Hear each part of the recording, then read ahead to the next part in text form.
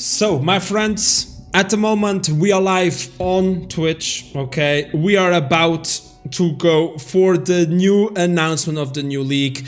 I mean, I'm saying hello to you, to YouTube. I'm not sure if I'm gonna upload this. We will see, my friends. I am not sure, but for those that are watching the video, we are at the moment we are live and we are about to see this announcement and this new league coming. We hope it's gonna be the Delirium 2.0, as you can see with the fog and stuff. It seems like so. 5 seconds, let's go, let's see this and let's go.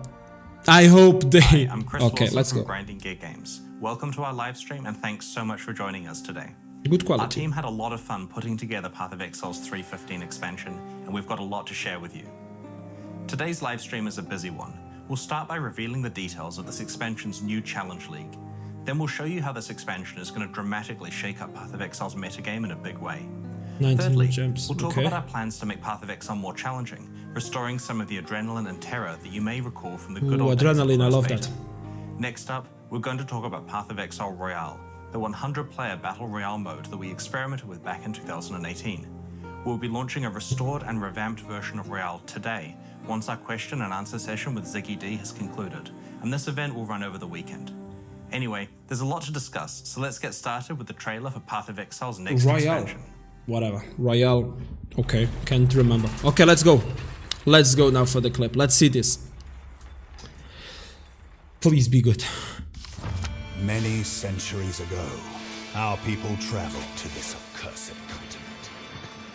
We return to reclaim our lost relics.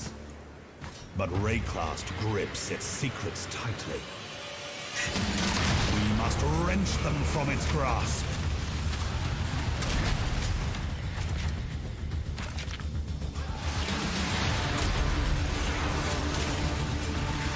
The fuck is this? Oh, toxic rain. Let's You go. know violence. We know trade. Retrieve our relics and we'll strike a deal. Oh, okay, nice, nice, nice. We will follow the path of our forebears to discover their unknown fate. It's a bit like Kadiro. Eye of Winter. Okay. Ooh, this looks good. The Helix. Yeah. They wait. The Helix was nice. Darkness, for one who may finally challenge them. Wealth and power will be yours, should you survive our expedition.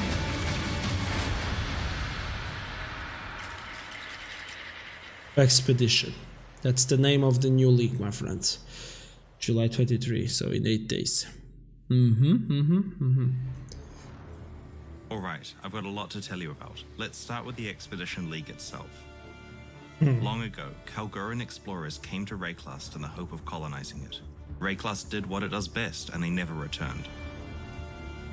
In the Expedition League, you will meet a group of Kalgurans who have set out on an expedition to investigate the fate of their ancestors and recover special ruined artifacts they left behind. The ancient Kalgurans underestimated the dangers of Rayclast, and this new expedition is no exception. They need your help to protect them from the undead that rise at their expedition sites. As you travel through Rayclast, you'll encounter the Kalgurans at sites they believe their ancestors attempted to settle in the past. By the time you get there, they will have marked the site with signs indicating where chests are buried, holes indicating where their ancestors Reminds me a lie, bit of Legion. and will have possibly unearthed some remnants of past Kalguran settlement. Due to the unique nature of Rayclast, the Kalgurans have found that the most effective way to excavate these sites is with explosives. And that's where you come in. You'll place a chain of explosives across the expedition site, carefully planning what each blast is going to unearth.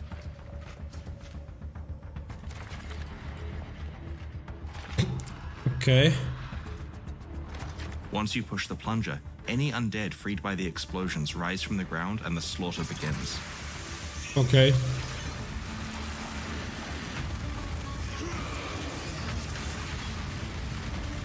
Some of these fallen Kalgur are more difficult and rewarding than others, and have been indicated with special markers.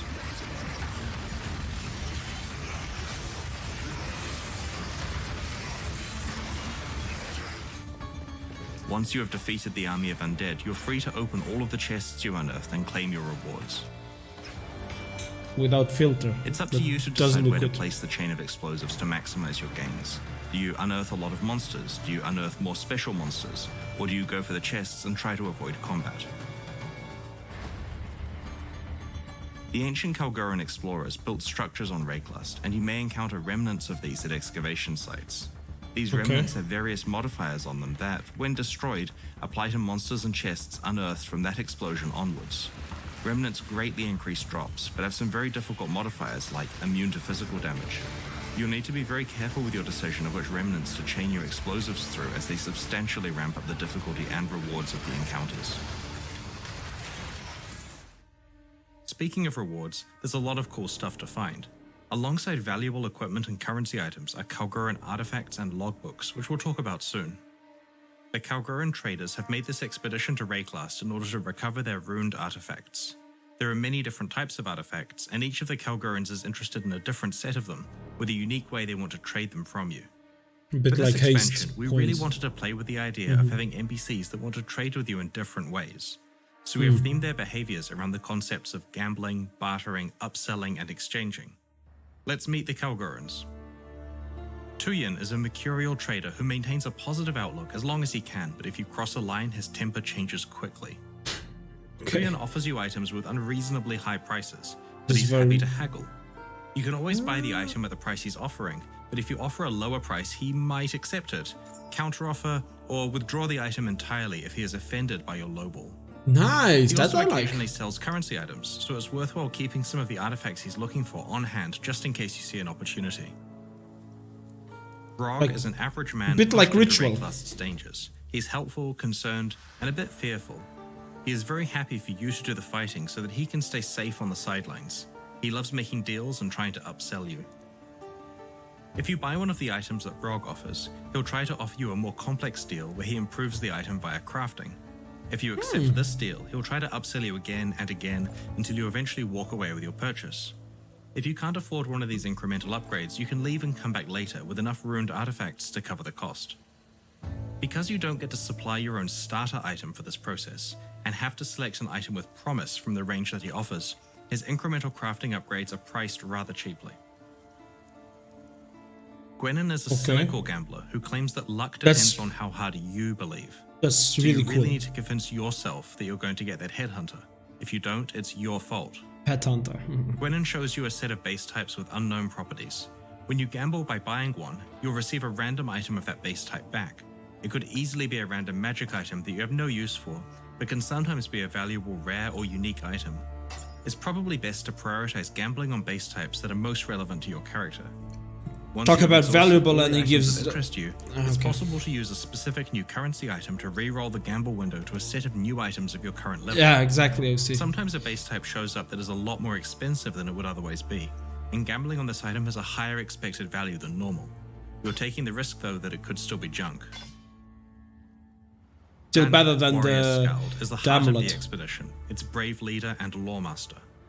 Danik is interested in specific types of ruined artifacts and wants to trade these from you for a variety of options, such as currency that lets you reroll vendor inventories, logbooks, or artifacts that other Kalguran traders are looking for. You can talk to the traders in the wild, in town, or in your hideout. They grant you access to your expedition locker, which is like the heist locker, a lockbox for League-specific items, which can be accessed in all three places also. We're adding the affinity system to these lockers. Among the many relics of the ancient Kalgurans you might find at their expedition sites are logbooks. These ancient books chronicle the locations that their ancestors visited in their exploration of Rayclust. Okay. A You need logbook them to item go can in. be rolled to have a set of explicit mods, bit like an contracts. in-game map. Yeah. Each location within the logbook has its own implicit mods, as well as a theme that controls what types of remnants can be found there. Talk to Danik in your hideout and give him a logbook you have found to go on an expedition to It's one like of the contract. locations it This is describes. heist and These are ritual all together, exotic yeah. places that no exiles have ever traveled to before. Oof, this portal. Just like how a blighted map was one I need giant that. blight encounter with no natural monsters. I hope that's the expedition challenge, you go on from a reward. logbook is one giant expedition. Expeditions from logbooks are not only different because of their large size, but because there are special objects that you can interact with using explosives. For example, trees that contain monsters or items, passageways that reveal chests or bosses, and so on. Speaking of bosses, there are some formidable ones for you to seek out, and a set of valuable new unique items and base types that can only come from Expedition content.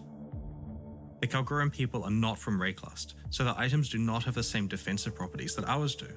Instead of armor, evasion, and energy shield, they have ward. This new base type is a pair of boots that grants ward and can get mods that improve it. The way that ward works is that you have a certain amount of it, and that amount is fully deducted from the first incoming hit that you receive. Your ward is then disabled and takes 5 seconds to re-enable. At that point, the next hit you receive is substantially mitigated in the same way. It's quite a different style of defensive property and works very well in conjunction with systems like evasion, block, or dodge. As the undead enemies you unearth in expedition encounters are fallen Kalguran explorers, they also have a ward rather than traditional defenses. It's not confusing enough.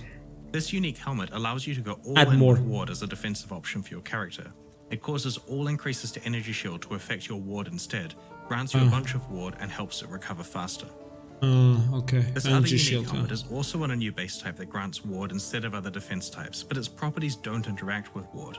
Instead, it prevents you from dealing critical strikes and grants you Battle Mage, which adds spell damage equal to the damage of your main hand weapon.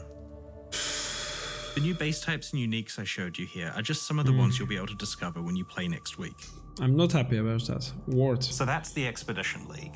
Each of the developers I have spoken to has liked a different aspect of it, but I have really personally been enjoying the different trade mechanics offered by the Kalguran NPCs. That's true, that's cool. The gamble window takes me back 20 years on a nostalgic trip, and Tuyin's haggling manages to capture the intense feeling I get when negotiating. That negotiating, that's really cool. Knows how much I love negotiating.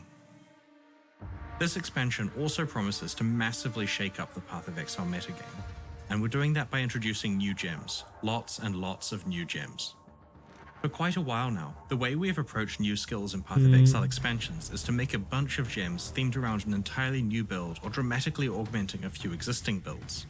The blood skills in the Ultimatum expansion are a good example of this. While this approach is great in terms of creating new builds, it doesn't always affect every character game-wide. In order to achieve this big metagame shakeup, we've come up with a crazy idea for the Expedition expansion, adding a gigantic pile of new gems at once, spread among as many different playstyles as gigantic, possible. 19. Each before it was 100 and many different classes, what was that? Super gigantic. We use the list of 19 ascendancy classes for inspiration when planning these gems. Our goal here is that regardless of which build you're playing, there will be new gems that you can add to your character. Let's go through the 19 new skill and support gems. The Earthbreaker support gem can be linked to any slam skill. Upon use, it summons an ancestor totem that uses that slam on your behalf. In this example, we've created a build that summons multiple ancestor totems that each wield Tectonic Slam. As you can see, this build covers a large area in Fiery Death, while you get to stay out of harm's way. That looks good. This is a powerful option for chieftains in particular, due to the various totem bonuses available on their Ascendancy passive tree.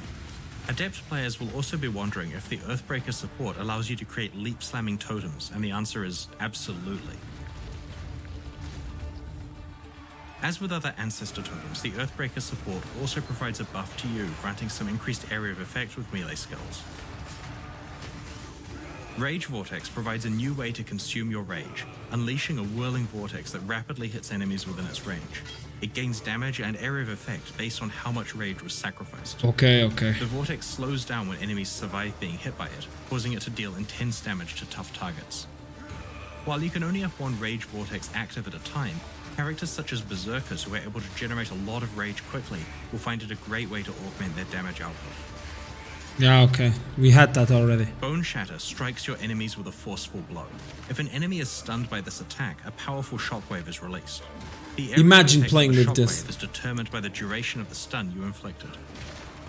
Each time you use Bone Shatter against an enemy, you take physical damage yourself and gain a trauma stack.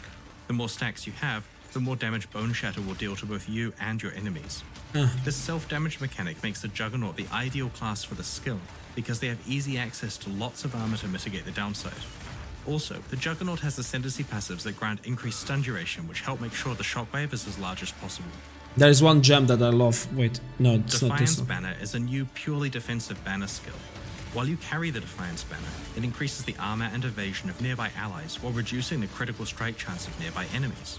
It also gains stages while carried near enemies and can be placed on the ground to enhance Even its for me, effects. this is too slow. When the Defiance banner is placed, it inflicts a taunt on enemies for a duration based on the number of stages the banner had accumulated while it was No. Enemies affected by this taunt also That's deal not less good. damage to all targets. Yeah, okay. But The not next as new main. skill is Shield Crush, which swipes your shield towards enemies and sends out forceful waves of damage based on the stats of your shield. These waves can shotgun enemies with up to 2 hits at once, so while Shield Crush is great against groups, it's also effective against single targets and can be used alongside Shield Charge and Spectral Shield Throw. I don't like it. We've improved both of these skills so that the overall aggressive shield build is more I powerful. don't like that. Really not. It's not... The new Behead support gem can only support strike skills and is basically like a mini headhunter. When a supported strike kills a rare enemy, you'll steal one of its modifiers. Obviously, this gem can't be as crazy as the full headhunter experience, so it comes with some restrictions. Stolen modifiers can persist for 20 seconds, and slaying another rare enemy will replace the modifier you have active. Oh, you can have The up Behead to support 1. gem also grants you more damage against enemies on low life. In conjunction with the Slayer's Bane of Legends Ascendancy passive, this bonus really embraces the execution theme of the Behead support. Storm Rain is a new bow skill that fires Toxic arrows Rain. that stick into the ground. These arrows periodically pulse with lightning damage that arcs to nearby arrows. This skill works very well with multiple projectiles because you can quickly set up a large patch of lightning death. Yeah. Existing It's like ballista Toxic Rain. skills in Path of Exile pick their own targets, like sentry guns do. They'll start shooting immediately and will generally target the closest enemies. While this behavior is usually great, sometimes you want fine control over what your ballistas will fire at. The focused ballista support gem causes your ballistas to pick the same targets as you, and they will only fire when you fire your own ranged weapon. It also makes the ballistas fire a lot faster than they otherwise would. This support gem allows you to effectively focus fire on specific Yeah, for enemies such as bossing, yeah. bosses. But Explosive Concoction is quite a novel skill. It introduces several new concepts that haven't been explored with skills before. Here you can see the Pathfinder throwing an explosive projectile at monsters. Firstly, you may notice that the Pathfinder isn't holding any weapons. This is because Explosive Concoction is the very first ranged skill that can and must be used unarmed. It's also the first skill that directly interacts with the benefits provided by your flasks. When you throw your Explosive Concoction onto a targeted area, it deals fire damage and uses available charges from your Ruby, Sapphire, and Topaz flasks. The Alchemist, to look. grant bonuses based on what yeah, it flask seems charges fun, were yeah. used. It looks The looks skill still stupid. works even if you don't have the appropriate flasks or Like the charges guy to that consume, but doesn't know how directly managing a flask to do setup damage, he can has greatly no enhance the power of this. abilities, but he's just What we drawing really stuff. love about this gem is that it brings to life the idea of throwing your flasks at enemies and having them explode. In conjunction with the flask-focused benefits provided by the Pathfinder's Ascendancy passive skills, we're really excited to see what new playstyles are enabled by this gem. Pathfinder, yeah. This that's is one the that we ambush did. skill. It teleports you up to an enemy, blinds them, and exerts your next one-handed melee attack. This exerted attack has a high critical strike chance and multiplier. In addition to this helping your assassinations, you can also use ambush to quickly re-engage targets after dashing away. Okay. Voltaxic Burst grants That was a buff bad. that counts down to 0, triggering a burst of lightning damage around you with a portion of that damage converted to chaos damage. Enemies slain by your Voltaxic Burst will also explode, dealing chaos damage Okay. around them based on their maximum life. We already did a You nice can stack up many Voltaxic damage Bursts on build yourself with at the this. same time. Consider using duration modifiers to modify the timing of the explosion so that you can cast a skill from bit like an safety and then move auto-bomber. into a strategic position before it explodes. When you use Blade Trap, you throw out a mechanical device with 2 copies of your weapon attached. These blades spin rapidly in a circle a set number of times, dealing damage to anything they pass through. When dual wielding, the trap rotates faster but deals damage based on both weapons. Because it's a trap, Blade Trap behaves a little differently to other attack skills by operating independently of your attack speed. This means you'll have some interesting itemization choices to make and focusing more on damage modifiers rather than the typical focus of maximizing attack speed. No friend. How this? Summon Reaper creates a single powerful minion that uses fast melee physical attacks which cause bleeding. While the Reaper is active, you can use the skill again to direct the Reaper to a specific location. That looks dealing cool. a powerful attack along its path. That looks cool. The Reaper wants to be your only minion. It reduces the life and damage of your other minions, and will consume them to heal itself and gain damage and speed buffs. When designing this new skill for the Necromancer, we wanted to explore the idea of having a single ultimate minion. While there were ways to somewhat achieve this before, the Reaper is quite different in its abilities and interactions with other minions. It also feels much more active and directly under your control. One quick note though, the Reaper will absolutely eat your animated Guardian if you're not careful. Oh, okay. Okay, he doesn't like, he wants to be the only one. That fires an exploding chaos projectile at a targeted area. It also targets a selection of enemies in an area around the player's location and fires projectiles at them too. But be careful, Forbidden Rite also inflicts damage on you when cast. If you can find a clever way to mitigate this harmful downside, you'll have devastating and widespread damage. Okay, that's also cool. Okay, that looks okay. The Eye of Winter is a large projectile that fires out a barrage of projectiles in a spiral formation as it travels. When it reaches its maximum distance or collides with the terrain, it explodes, firing out even more projectiles in a spiral. That can be good. We've been wanting to bring to Path of Exile for a long time, and we felt that this new collection of skills was the perfect place to showcase it.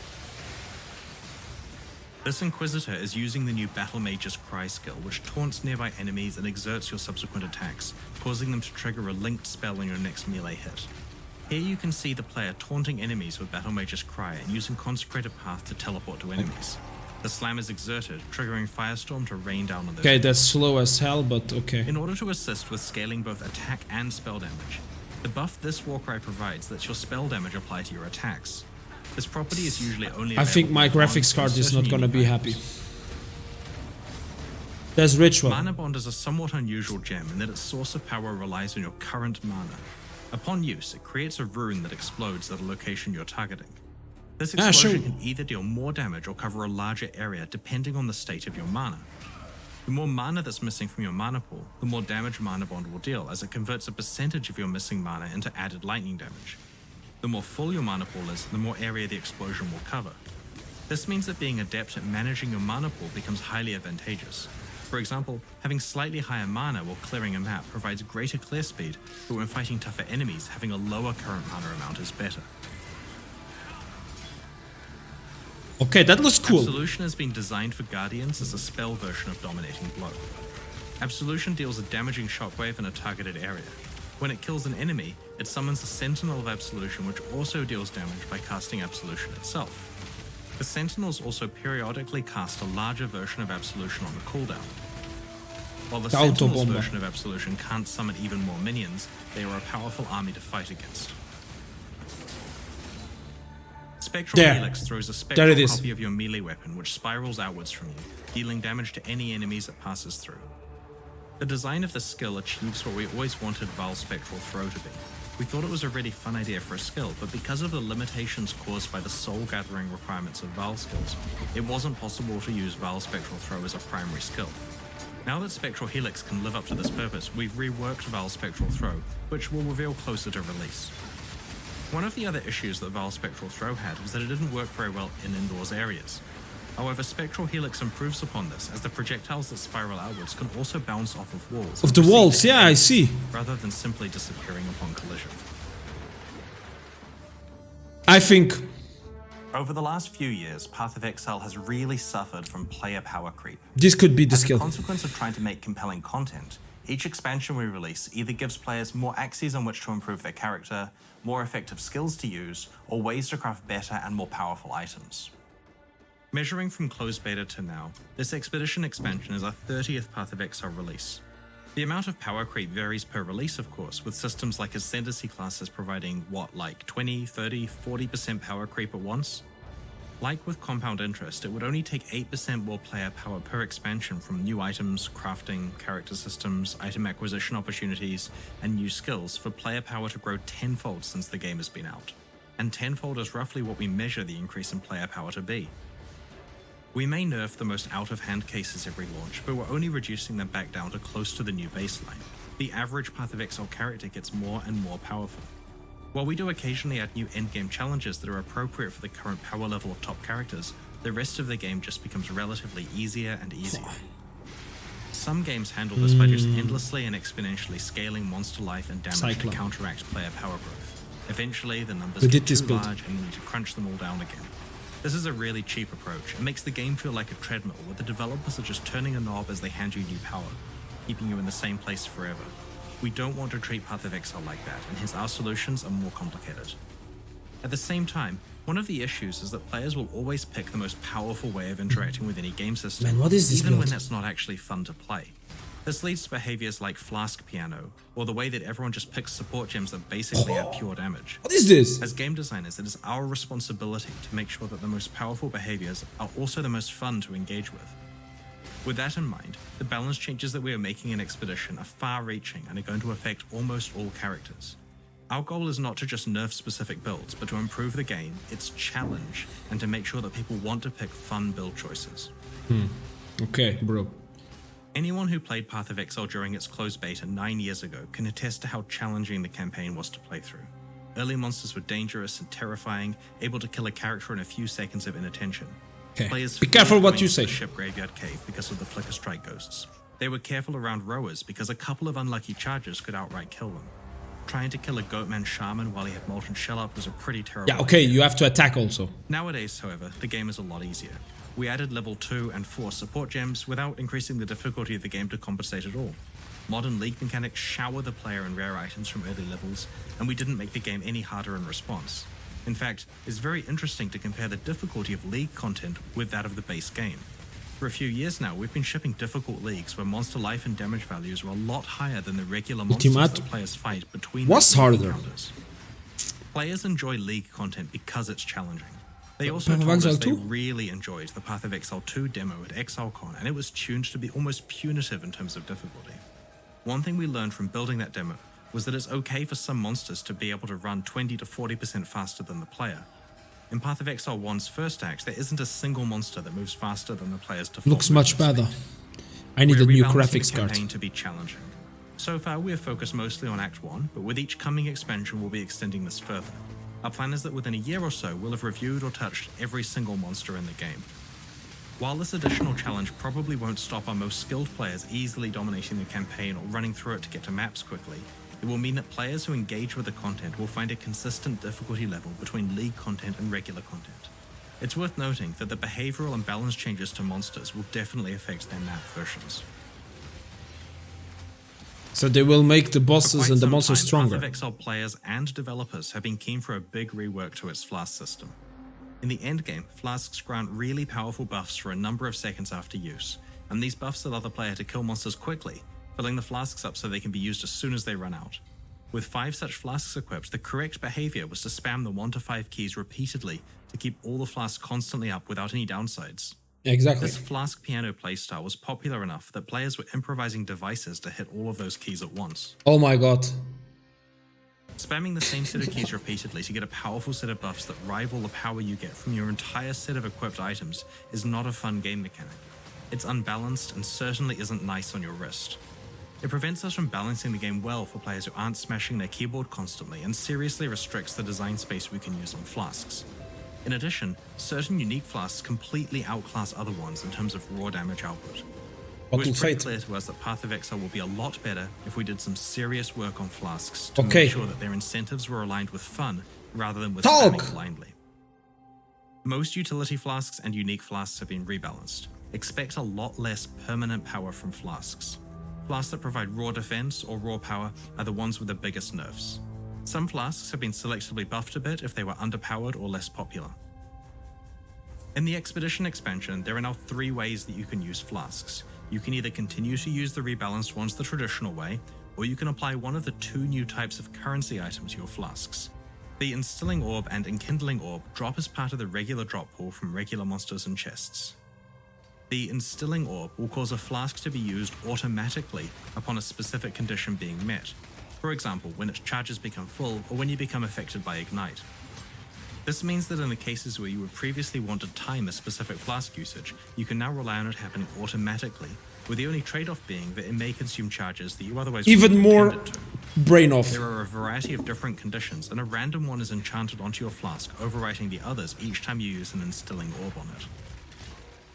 The Enkindling Orb prevents utility Flasks from gaining charges while active, but provides a big boost to their effect, duration, or various ways they interact with their charges. There are various different types of boosts, so you can use more orbs to reroll for the one that you want. When a Flask removes a curse, it no longer applies a period of immunity to curses. Flasks that remove ailments now only provide a period of immunity to that ailment if they actually removed it. So if you get ignited, use a dowsing flask to remove the ignite and to gain immunity for a while. You can't spam the flask before you're ignited to be permanently immune. If you want permanent mitigation of ailments, there are other options for your build. Note that we have rebalanced ailment mitigation in general, so there aren't a few options that completely outclass the rest. Monster density in Path of Exile gets a lot higher as you play through the game. When we initially balanced Blast Charge generation a decade ago, we did not anticipate the levels of monster density we would reach by 2021. Monsters in Acts 6 through 10 now generate fewer flask charges, and monsters in maps generate even fewer stuff. Quick, there is nothing going on with now the flasks. There's a lot more strategy involved with flask use. Flasks don't gain as many charges, so are a little harder to constantly spam, and aren't designed to provide such a powerful slew of permanent buffs. But you can control which provide larger than normal effects, and which are triggered automatically as part of your build.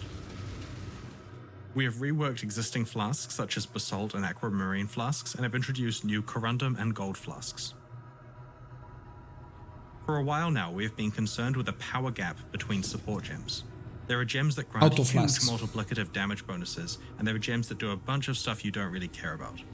When you're building a character, by far the correct choice is just to stack on all the multiplicative damage bonuses and ignore all the interesting utility support gems because their opportunity cost is just too high. We are reducing the damage bonuses on the support gems that are clearly just about huge damage boosts, and trying to give them impactful and appropriate downsides. For example, the Controlled Destruction support gem now penalizes critical strikes multiplicatively. Overall, this works out to a total of somewhere around 20%, potentially as high as 40% damage reduction for a character using a fully 6-linked skill with entirely damaged support gems. There's much less impact for characters that use utility support gems or those who didn't have a 6-link setup. This achieves two goals for us. Firstly, the gap between good and bad support gems has been narrowed, creating more interesting build opportunities. Secondly, player damage output in the endgame is reduced, which is a goal for this balance pass. As I mentioned, we want to iteratively restore challenge to Path of Exile. It's worth clarifying that we haven't buffed unused utility support gems as part of this balance pass. It's fully intentional that it's a reduction of power for the most damaging ones. When we're designing skills for Path of Exile, the mana cost of the skill is a mechanism to allow us to have larger impactful effects. Bigger skills should cost more mana to cast. Unfortunately, this entire mechanism is currently bypassed by triggering skills as this skips their mana cost. This basically means that we can't design really powerful spells. In 3.15, triggering skills through support gems will require paying their mana cost. In fact, sometimes it now costs more than casting the gem by hand. Thankfully though, this isn't very hard with well-constructed characters. Certain support gems that were originally disabled from supporting triggered skills, like Arcane Surge, can now be used to support them. Builds that use triggered skills are some of the most interesting characters in Path of Exile. They're often the best representation of the craziness that our character customization system allows. We're confident that they are just as powerful as before, but we now have more interesting design Tell me the address of space this for guy. future skills. If they kill cast on crit. Now let's talk about movement skills. As you know, most interaction with monster behavior is essentially bypassed if you're using an extremely effective movement skill. This is okay if you're specialized deeply into customizing that skill, but it's currently the default state for any character if you use Flame Dash, Smoke Mine, or Dash without any further investment. These skills have been rebalanced to be more in line with other movement skills. These are not huge numeric nerfs, but do mean that there is scope for improving the performance of the skills by specializing around them. There are many other balance changes in 3.15, which you can read about in the Balance Manifesto and patch notes next week. To be honest, there are a lot of nerfs here. We completely understand that this level of change will make some people nervous, but it's time we start actively combating power creep and fixing game systems that haven't been working the way we intended them to. I think that the metagame of Expedition is going to be fascinating. The reduction of overall player power, combined with all of the opportunities from the new skills and flask system changes, should create entirely new sets of builds that we haven't previously seen. You guys are always surprising us with what you do, and we can't wait to see what you come up with here. So back in early 2018, there was a trend where every online game was releasing a Battle Royale and getting a lot of good press in the process. We had a running joke in the office that our fast development speed meant that we could probably add a Battle Royale mode to Path of Exile in 1 day of development. As April Fool's Day approached, we tried to do exactly that. We pulled a few developers together and asked them to spend no more than 1 workday each on their contributions to this new mode. On April 1st, 2018, we launched Path of Exile Royale. I think I didn't play it back then, POE, sorry. Goldran! Yeah, buddy! It was a quick and dirty job, so we only left the game mode turned on for a couple of days. It went pretty well considering it had no custom balance whatsoever. Oh my god, I'm getting destroyed! After April 1st, we turned the mode off and forgot all about it. That's cool. The community did not forget. In fact, they've been quite keen to remember it constantly and to urge us to bring it back. But that wouldn't be easy, as to actually make it a decent experience would require a lot of custom balance, playtesting, and feature implementation work. That's cool, A few actually. months That's ago, cool. we decided to do exactly that. PvP is Path of cool. Exile Royale will return today. In fact, immediately after the QA section of this live stream. We're going That's to good. run it for the weekend as a test, I love that. and then turn it on every weekend for a while, starting the week after Expedition's launch. We'll patch it between weekends with balance tweaks, and if it's popular over the long term, new features. With my We build, have no idea what I'm the gonna long-term wreck them all. viability of this game mode is going to be like, so we'll run it for this league and then assess where things stand. Let them come. Our initial version of Royale from 2018 used Path of Exile's default passive skill tree. which I'm doesn't waiting have for you in interesting options 45 for minutes. characters that rarely got to level 10. Is it also on League used or all in of our skill Standard? gems and unique items as is, where many of the interesting ones were way too high level for these super low level characters to ever find. We've made a completely new Royale-specific passive skill tree that has everything you need to quickly adapt With your character PvP for high-speed PvP points, combat. okay. It features approximately 90 new custom notable passives, a special new left-aligned window so you can stay aware of your surroundings while allocating skills, and you gain 2 passive skill points per level. You're also able to allocate passive skills from any of the tree's starting locations, regardless of which character class you picked. Okay. Oh, okay. You can go wherever you want. Oh my god. We have created low-level versions of around 50 iconic skill gems, 20 support gems, and over 70 unique items. These Royalified items are appropriate for low-level play and include quite a few things that are usually only available at substantially higher character levels in the core game. The whole island has been improved. We've made the terrain more varied and interesting so that the fights feel different depending on where they take place. You'll encounter flask troves, which provide charges for your flasks. These troves periodically replenish themselves, so expect a lot of combat to occur around them. There are many other small improvements you'll notice when you play Royale, such as an improved spectator mode, improved leaderboard, and ability to pillage items from players through a special interface rather than having them clutter the ground. You don't need to delete and remake your character for each game, as you could just reuse your old one, which is automatically reset to level 1. Your prize I for start the from first 0. Royale event is this new Roa Dinner hideout decoration. Okay, It's sorry. a bit like a Challenge League totem as it grows more impressive as you win more events. Royale is available to play today, as soon as our Q&A session concludes in about 45 minutes. So patch your Path of Exile client, and when we're done with the Q&A, log in and click to join the Royale event at the bottom right of the screen. For more detailed information on how the mode works, check out the news post we just made on pathofexile.com. We'll be running the event from today over the weekend.